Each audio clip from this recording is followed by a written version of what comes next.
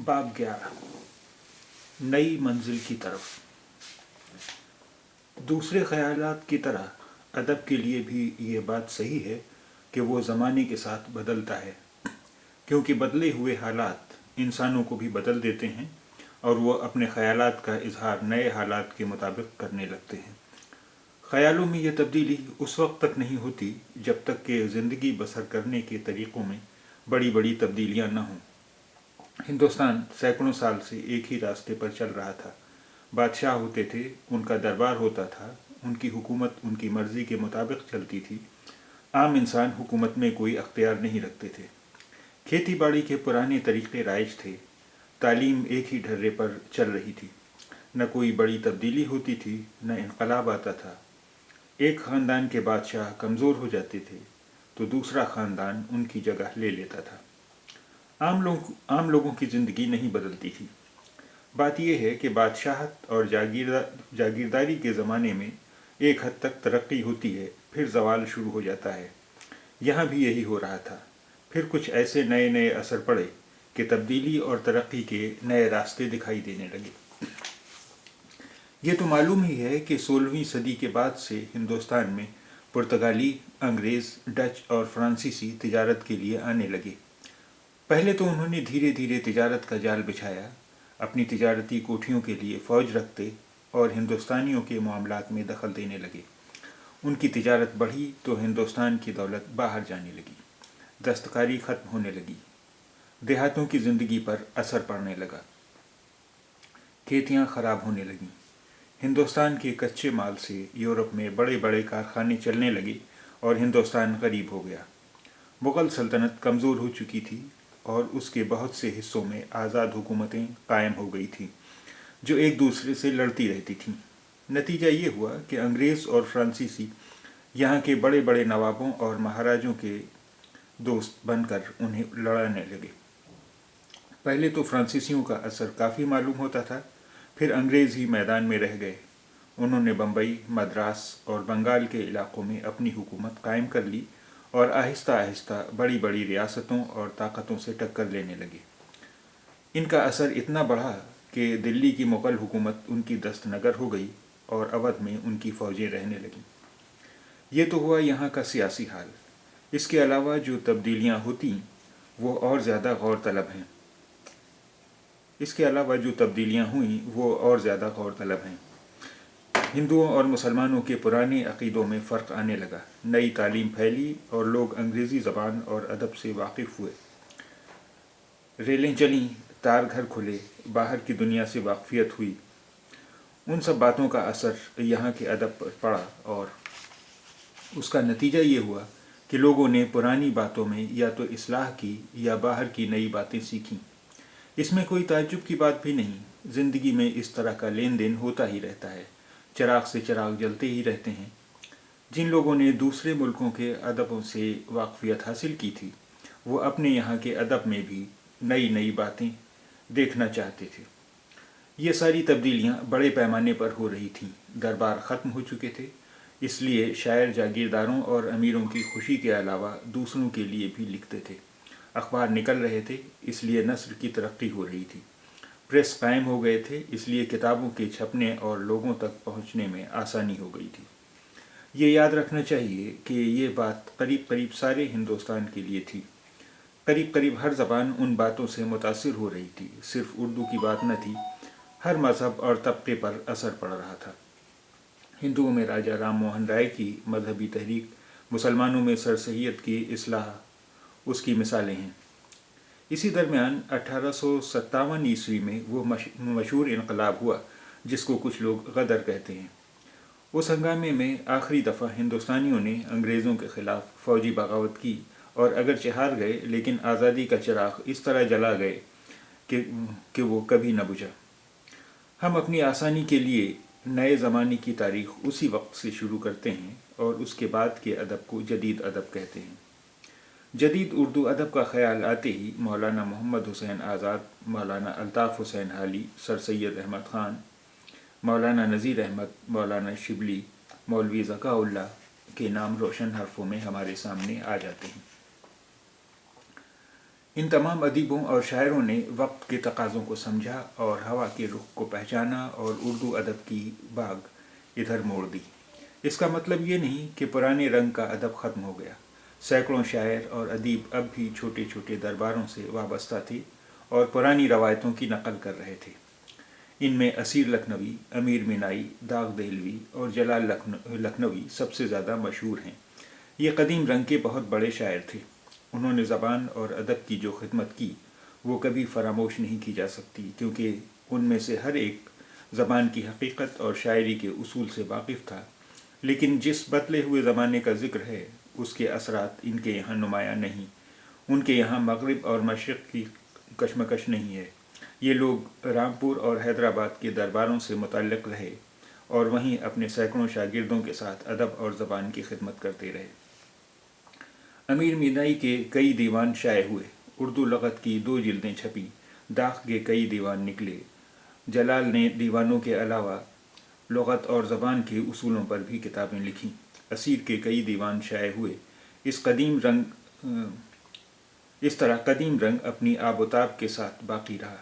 अमीर और दाग के शागिर्दों में रियाज, जलील, नूह, साइल, बेखुद, मुस्तर बहुत मशहूर हुए। इस वक्त भी मुतअद्दिद शोरा गज़ल गोई में उनके रंग की पैरवी कर रहे हैं। मगर सच ये है कि 19वीं सदी के आखिरी हिस्से से उर्दू अदब का नया दौर ही अहमियत रखता है, क्योंकि शायरी का रंग बदलने के साथ साथ नस्र में भी नए असनाफ़ अदब का दाखिला हुआ। नावल, नई अंदाज की स्वान निगारी, तनक़ीद, मज़मून निगारी, तारीख़ वग़ैरह की इब्तिदा उसी ज़माने से हो जाती है और सर सैयद हाली, आज़ाद, ज़काउल्लाह, नज़ीर अहमद, शिबली, अकबर, सरशार और शरर के हाथों उर्दू अदब की दुनिया बदलती नज़र आती है। इनमें से हर एक का कारनामा बेहद वक़ी, अहम और उर्दू के ख़जाने के लिए बहुत कीमती है। कभी कभी आसानी के लिए इस दौर को सर सैयद का दौर भी कह दिया जाता है, क्योंकि सर सैयद को कई हैसियतों से बड़ी अहमियत हासिल थी। सैयद अहमद ख़ान, जो सर सैयद के नाम से मशहूर हुए, दिल्ली के एक मशहूर ख़ानदान में पैदा हुए थे और ईस्ट इंडिया कंपनी में नौकर थे। इल्मी और मजहबी काम करते रहते थे, लेकिन जब 1857 ईस्वी का हंगामा हुआ तो सर सैयद जाग उठे और उन्होंने मुसलमानों की इस्लाह व तरक्की और तालीम की तरफ तवज्जो की। किताबें लिखी और स्कूल कायम किए। हिंदुस्तानियों और ख़ासकर मुसलमानों की हुकूक़ की हिमायत की। वैसे तो उन्होंने मजहबी मसाइल पर बहुत कुछ लिखा, लेकिन अदब के तालिब इल्म आज उनके इल्मी मज़ामीन से जो लुत्फ़ हासिल होता है लेकिन अदब के तालिब इल्म को उनके इल्मी मज़ामीन से जो लुत्फ़ हासिल होता है, अदब की तारीख़ में उसी को अहमियत हासिल है। ये मज़ामीन तहज़ीबुल अख़लाक़ में शाये होते थे, जिसे ख़ुद सर सैयद ने जारी किया था। उस रिसाले के मज़ामीन ने अदब में भी इनक़लाब पैदा किया और ख़यालों में भी। सर सैयद साफ़ सुथरी, पुरज़ोर और जानदार नस्र लिखते थे। रंगीनी और ख़ूबसूरती की ज़्यादा फ़िक्र नहीं करते थे, बस अपना मतलब ठीक तरीक़े से अदा करते थे। ख़याली बातें करना वो जानते ही न थे, इसलिए उनके मज़ामीन उनके मकसद की तरह ठोस होते थे। सन 1897 ईस्वी में उनका इंतकाल हुआ। ख्वाजा अल्ताफ़ हुसैन हाली को नए दौर के बानियों में शुमार किया जाता है। वो पानीपत के रहने वाले थे। अरबी फ़ारसी की तालीम हासिल की थी। दिल्ली और लाहौर में इल्मी और अदबी हलक़ों में शामिल होते थे। मिर्ज़ा गालिब, नवाब मुस्तफ़ा ख़ान शिफ्ता, मौलाना मोहम्मद हुसैन आज़ाद सर सैयद से मुतासिर हुए और सबसे ज़्यादा असर वक्त का पड़ा। गदर हो चुका था, पुरानी तालीम ख़त्म हो रही थी, नई तालीम की तरफ मुसलमान आहिस्ता आहिस्ता बढ़ रहे थे। ज़माना बदल रहा था, लेकिन लोग अपने पुराने ख़यालों से चिमटे हुए थे। हाली ने कहा कि हमको ज़माने के मुताबिक कदम उठाना चाहिए। उन्होंने ज़माने की बदलती हुई हालत को सामने रखकर नज़में भी लिखीं और नस्र की किताबें भी। उनकी मशहूर किताबों में हयात सादी, यादगार गालिब, मुक़द्दमे शेर व शायरी, हयात जावेद, दीवान हाली, मुसद्दस मदजर इस्लाम, मजमूए नज़्म हाली वग़ैरह हैं। हाली मुबालगे से बचकर अपनी बात को सच्चाई और सादगी से पेश करते थे, इसलिए लोगों के दिलों पर उसका असर होता था। उन्होंने कई सरकारी मुलाज़मतें की। इस सिलसिले में जब लाहौर में क़याम था तो मौलाना मोहम्मद हुसैन आज़ाद ने उन्हें नए ढंग की नज़में लिखने पर मुतवज्जे किया اور حالی نے اپنی بعض مشہور نظمیں وہیں لکھیں۔ اس طرح حالی نے ایک نثر نگار اور شاعر کی حیثیت سے اردو ادب کے خزانے کو مالا مال کر دیا۔ وہ اول درجے کے شاعر، نقاد اور ثانی نگار تسلیم کیے جاتے ہیں۔ سن 1914 میں ان کی زندگی کا سفر ختم ہوا۔ مولانا محمد حسین آزاد دہلی کے رہنے والے تھے۔ ان کے والد محمد باقر بہت بڑے عالم تھے۔ آزاد نے بھی فارسی عربی کی اچھی تعلیم پائی۔ شاعری میں ذوق کے شاگرد ہو گئے۔ غدر کے بعد دلی سے نکلے تو لکھنؤ اور پنجاب میں ملازمت ڈھونڈتے رہے۔ زیادہ وقت لاہور میں گزارا، وہیں اعلیٰ پائے کے ادبی کام کیے۔ وہ بھی جدید ادب کے معماروں میں گنے جاتے ہیں۔ ان کی نثر بہت دلکش اور رنگین ہوتی ہے، اور کمال یہ ہے کہ ان کا انداز ہر جگہ قائم رہتا ہے، چاہے وہ بچوں کے لیے لکھ رہے ہوں، چاہے علماء کے لیے۔ ان کی مشہور کتابیں ہیں آب حیات، دربار اکبری، سخندان فارس، نیرنگ خیال اور قصص ہند۔ انہوں نے ایران کا سفر بھی کیا اور وہاں کی ادبی زندگی سے اثر قبول کیا۔ عمر کے آخری 20 سال جنون کی حالت میں گزرے۔ آزاد کا شمار بھی ان لوگوں میں ہوتا ہے جنہوں نے نئے زمانے کے تقاضوں کو سمجھا اور انہیں اپنے ادب میں جگہ دی۔ ان کی زندگی کا چراغ سن 1910 میں بجھ گیا۔ ذکا اللہ نے 100 سے زیادہ کتابیں لکھی، جن میں زیادہ تر ماضی اور تاریخ سے متعلق ہیں۔ وہ بھی بڑے عالم تھے اور خاموشی کے ساتھ ادب کی خدمت کرتے تھے، لیکن انہیں وہ اہمیت حاصل نہ ہو سکی جو حالی، آزاد اور نذیر احمد کو اسی زمانے میں حاصل ہوئی۔ جن لوگوں کی کتابوں، لیکچروں اور مضمونوں سے نئی منزل کی طرف قدم بڑھانے میں مدد ملی، ان میں ڈاکٹر نذیر احمد کا مرتبہ بہت بلند ہے۔ انہوں نے بچپن میں بڑی پریشانی کی حالت میں تعلیم حاصل کی، لیکن اپنی ذہانت سے تھوڑے ہی دنوں میں بہت آگے بڑھ گئے۔ اسکول کی چھوٹی سی نوکری کر کے ترقی کر کے پہلے ڈپٹی کلکٹر ہوئے، پھر نظام حیدرآباد کے یہاں ایک بڑا عہدہ حاصل کیا۔ انہیں انگلستان کی ایک یونیورسٹی نے LL.D کی ڈگری دی اور انگریزی حکومت نے شمس العلماء کا خطاب دیا، مگر ان کا نام ادبی اور علمی خدمات کی وجہ سے زندہ ہے۔ انہوں نے قرآن شریف کا ترجمہ کیا اور مذہبی مسئلوں پر کتابیں لکھی۔ انگریزی سے کئی قانونی کتابوں کا ترجمہ کیا۔ بچیوں کے لیے چند پنتھ، منتخب الحکایات، مرات العروس، بنات الناش لکھیں۔ کئی ادبی ناول لکھے، جن میں توبۃ النصوح اور ابن الوقت بہت مشہور ہیں۔ ان کی زبان میں بڑی دلکشی اور رنگینی ملتی ہے۔ وہ دلی کی بول چال کی زبان بڑی خوبی سے استعمال کرتے تھے۔ انہوں نے اپنے لیکچروں کے ذریعے نئی تعلیم اور نئے حالات سے لوگوں کو آشنا کیا۔ وہ شاعر بھی تھے، لیکن شاعر کی حیثیت سے زیادہ مشہور نہ ہو سکے۔ ان کا انتقال 1912 میں ہوا۔ مولانا شبلی، جو اعظم گڑھ کے رہنے والے تھے، 1857 میں پیدا ہوئے۔ ابتدائی تعلیم وہیں حاصل کی اور شروع سے عربی فارسی سے غیر معمولی دلچسپی کا اظہار کرنے لگے۔ وکالت کا امتحان بھی پاس کیا، لیکن انہیں تو ادیب کی حیثیت سے زندہ رہنا تھا، اس لیے وہ وکالت ترک کر کے ادبی کاموں کی طرف متوجہ ہوئے۔ کچھ دن علی گڑھ کالج میں استاد رہے، پھر وہاں سے الگ ہو کر مذہبی علمی کام انجام دیتے رہے۔ لکھنؤ میں ندوہ اور اعظم گڑھ میں دارالمصنفین اور شبلی کالج ان کی یادگار ہیں۔ انہوں نے اسلامی ملکوں کا سفر بھی کیا۔ سن 1914 میں انتقال ہوا۔ مولانا شبلی شاعر بھی تھے اور نثر نگار بھی۔ فارسی اور اردو دونوں میں اعلیٰ درجے کی شاعری کرتے تھے، لیکن انہیں نثر نویس کی حیثیت سے اردو ادیبوں کی صف اول میں جگہ حاصل ہوئی ہے۔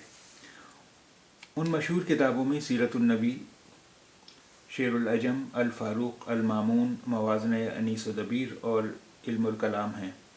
ان کے علاوہ ان کے مضامین کے بہت سے مجموعے، خطوط کے مجموعے اور چھوٹے چھوٹے رسائل بھی بار بار شائع ہوئے ہیں۔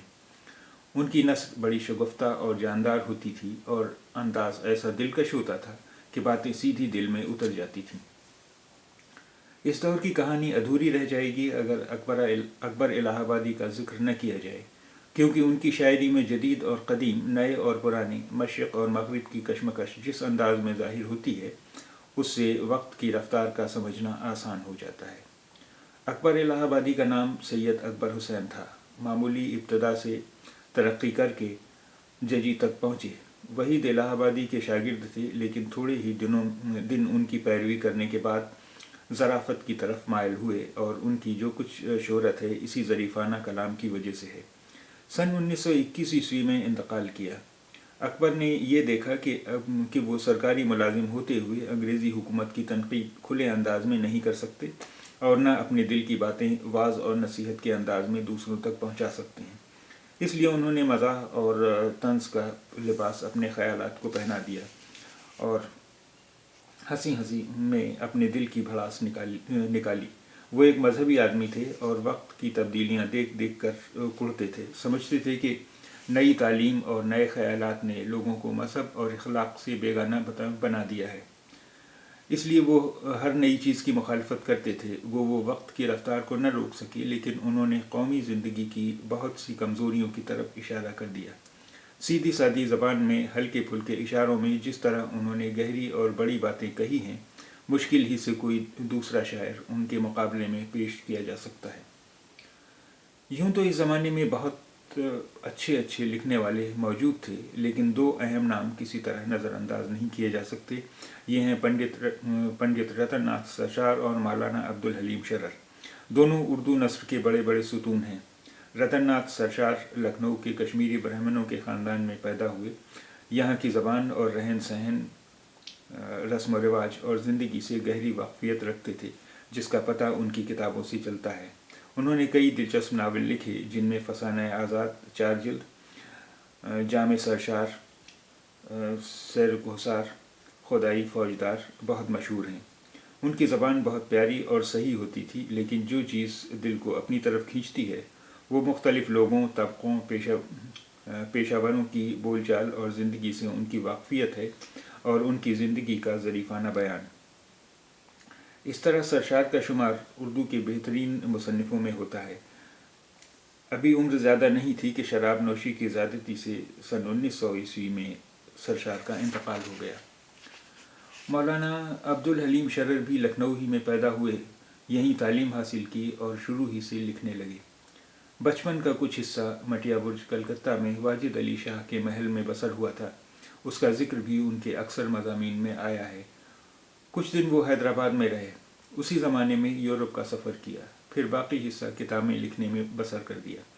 شرر کی کتابوں کی تعداد بہت زیادہ ہے، ان میں ناول سب سے زیادہ ہیں۔ فردوس بنی، منصور موہنا، ایام عرب، زوال بغداد اور مقدس نازنین مشہور ہیں۔ ان کے علاوہ انہوں نے تاریخ، سان عمری، تمدن اور مختلف علوم سے متعلق بہت سی کتابیں لکھیں۔ ان کے مضامین کے بہت سے مجموعے شائع ہو چکے، جن میں ہر طرح کی علمی اور ادبی مضامین شامل ہیں۔ انہوں نے اچھی عمر میں سن 1926 میں انتقال کیا۔ شرر کی زبان بھی دلکش اور رنگین تھی اور قصہ گوئی کے لیے بہت موزوں تھی، لیکن انہوں نے علمی مضامین بھی دلنشین انداز میں لکھے ہیں۔ اس طرح نیا دور شروع ہوتے ہی اردو زبان کو اعلیٰ پائے کے ادیب مل گئے، جنہوں نے دلی لگن کے ساتھ ادب کے ہر شعبے کو چمکانے کی کوشش کی۔ ان لوگوں نے مغرب سے آئے ہوئے نئے علوم و فنون، خیالات اور معلومات سے اس طرح مدد لی کہ ہندوستانی ادب کا مزاج نہیں بدلا، اس کا دامن البتہ وسیع ہو گیا۔ نئی شاعری اور اس میں نئے انداز کے علاوہ ڈرامہ، تنقید، سوانح نگاری، انشاء، علمی مضمون نگاری، ہر چیز کو فائدہ پہنچایا اور نئی نسل کو اندازہ ہوا کہ ادب کے ذریعے سے قومی زندگی میں جوش اور گہرائی پیدا کی جا سکتی ہے۔ اوپر جن ادیبوں کا ذکر ہوا، ان میں سے اکثر ادب میں مقصد کے پیش کرنے کے قائل تھے، لیکن ادب کی خوبصورتی کو بھی نقصان نہیں پہنچنے دیتے تھے۔ اب آگے جن ادیبوں اور شاعروں کا ذکر ہوگا، ان میں زیادہ تر ایسے ہیں جنہوں نے وقت کی رفتار کو اچھی طرح سمجھا، قومی ادب کے کارواں کو آگے بڑھایا۔ حالانکہ وہ لکھنے والے بھی باقی رہے جو پرانے ہی راستے پر چلنا بہتر سمجھتے تھے۔